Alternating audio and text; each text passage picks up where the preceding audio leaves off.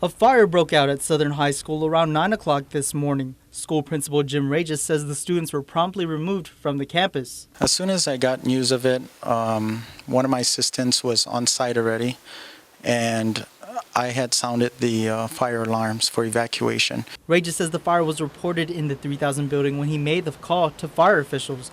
Then just over an hour in the hot sun, students were given the all clear to return to the campus.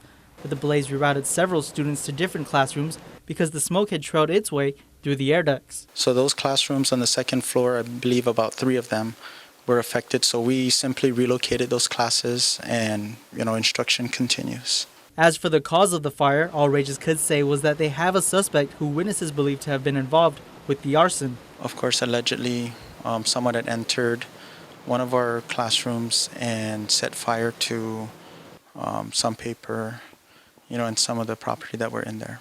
A male student was the only identity released. Regis says he wants the investigation completed before pinpointing any student who may have been responsible for the fire.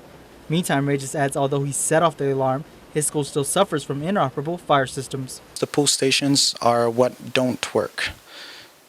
What works is we have a switch in our panel box and we just trigger that switch and it sets off the alarm because, of course, the pull stations are all pulled. It's been nearly 3 years since the Santa Rita campus has had fully functional fire alarms. He says it's more than just his staff who has been asking for the funding to fix it. Not just from the school level, but even with the task force and those other agencies, even with GFD, they've indicated, right, that the schools need to have our fire alarm systems repaired, replaced, whatever the cases may be at the different schools. But at least, the schools have in place fire watch, right? And so, with that, we just simply, when our fire watch, picks up hints of fires or whatever smoke, they address that right away. Nick Delgado, PNC News.